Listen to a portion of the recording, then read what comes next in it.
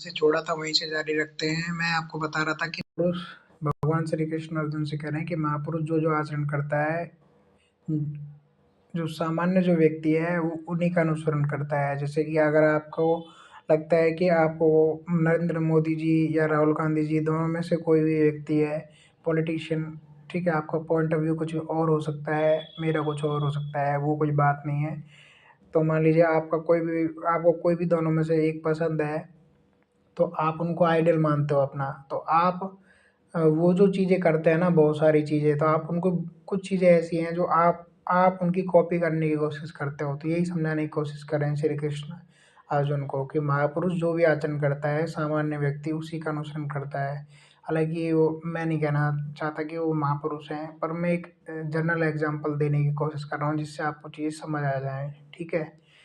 वह अपने अनुसरणीय कार्यों से आदर्श प्रस्तुत करता है, ठीक है? और वो पूरा विश्व उसी के अकॉर्डिंग काम करता है। हे पृथ्वीपुत्र, तीनों लोकों में मेरे लिए कोई भी कर्म नियत नहीं है। न मुझे किसी वस्तु का अभाव है, न आवश्यकता ही है, तो मैं नियत कर्म करने में तत्पर रहता हूँ, ठीक है? क्योंकि यदि मैं नियत कर्मों को सावधानीपूर्वक न करूँ तो हे पार्थ, ये निश्चित है कि सारे मनुष्य मेरे पथ का ही अनुगमन करेंगे।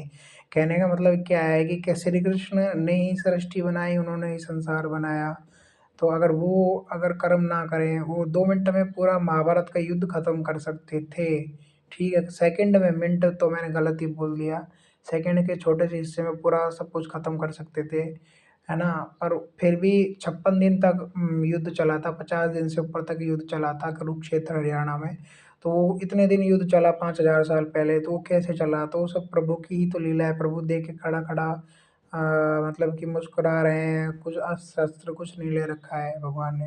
तो वही चीज़ वो कहने की कोशिश कर रहे हैं, ठीक है? यदि मैं नियत कर्म न करूँ तो ये सारे लोग नष्ट हो जाएँ, तब मैं अवांछित और जन समुदाय को उत्पन्न करने वाला हो जाऊँ। इस तरह संपूर्ण प्राणों की शांति का विनाशक बनूँ, ठीक है? जिस प्रकार अज्ञानी जन फल की आसक्ति से कार्य करते हैं, उसी तरह विद्वान जनों को चाहिए कि वे लोगों को उचित पथ पर ले जाने के लिए अनासक्त रहकर कार्य करें। विद्वान व्यक्ति को चाहिए कि वे सकाम कर्मों में आसक्त अज्ञानी पुरुष को कर्म करने से रोके नहीं, ताकि उनके मन विचलित न हो, अपितु भक्तिभाव से कर्म करते हुए वह उन्हें सभी प्रकार के कार्यों में लगाए, ठीक है? ये कहने की कोशिश कर रहे हैं कि किसी व्यक्ति को कोई कामना है, मान लीजिए कोई व्यक्ति पूजा कर रहा है, इसलिए कर रहा है कि उसको धन की प्राप्ति हो जाए। तो भगवान कहने की कोशिश कर रहे हैं कि उनको रोके नहीं वो काम करने से, ठीक है? वो करो आप, पर उनकी जो दिशा है उसको ठीक करें कि ये तो तुम प्राप्त करना चाहते हो, ठीक है, पर को भगवान से नहीं माँगना, भगवान को ही माँग लो। भगवान को जब माँग लोगे, तो ये जो छोटी चीज़ें हैं, ये अपने आप तुम्हें प्राप्त हो जाएँगी।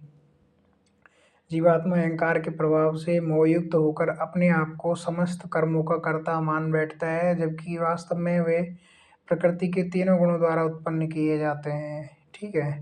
हे महाबाहु, भक्ति भाव, कर्म तथा सकाम कर्म के भेद को भलीभांति जानते हुए जो परम सत्य को जानने वाला है, वह कभी भी अपने आप को इंद्रियों में तथा इंद्रिय तृप्ति में नहीं लगाता।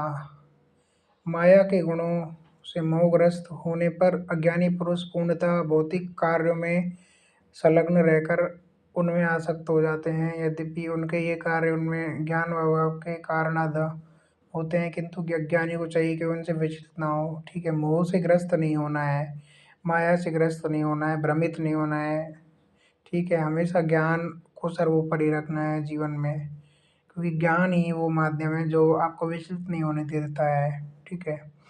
तो हे अर्जुन, अपने सारे कार्यों को मुझ में समर्पित करके मेरे पूर्ण ज्ञान से युक्त होकर लाभ की आकांक्षा से रहित, स्वामित्व के किसी दावे के बिना तथा आलस्य से रहित होकर युद्ध करो।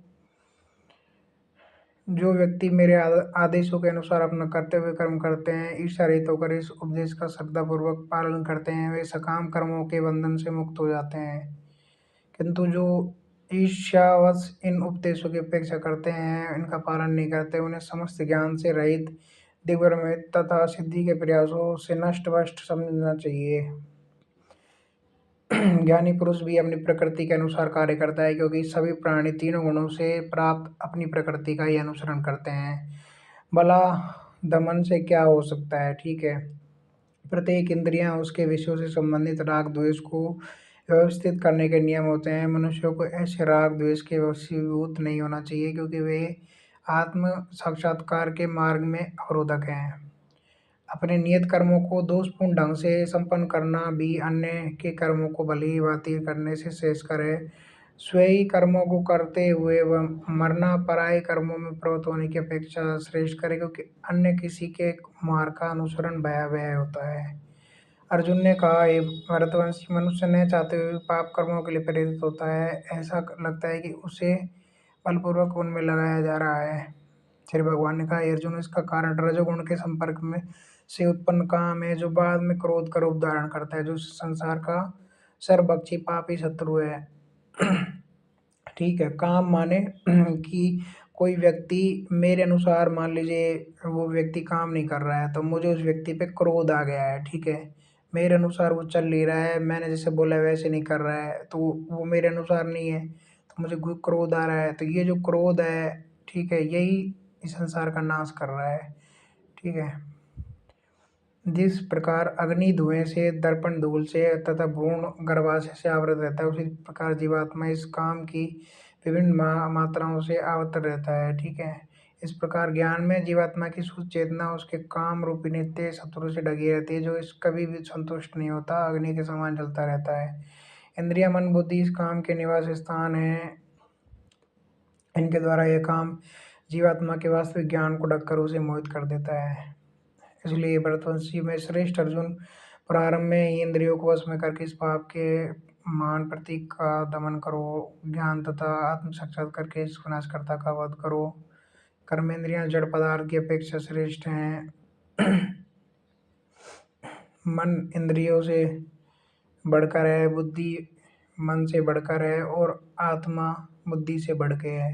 ठीक है, तो आत्मा की ओर जाने के लिए श्री कृष्ण कहते हैं, इस प्रकार हे महाबाहु अर्जुन, अपने आप को भौतिक इंद्रियों, मन, बुद्धि से परे जानकर मन को सावधान आध्यात्मिक बुद्धि से स्थिर करके आध्यात्मिक शक्ति द्वारा इस प्रकार काम रूपी दुर्जय शत्रु को जीतो।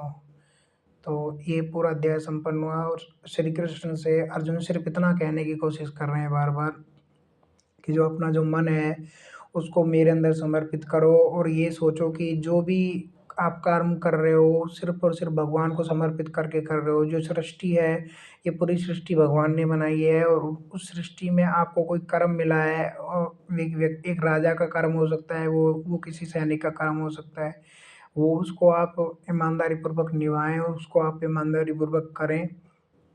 यही बताने की कोशिश की जा रही है यहाँ पे।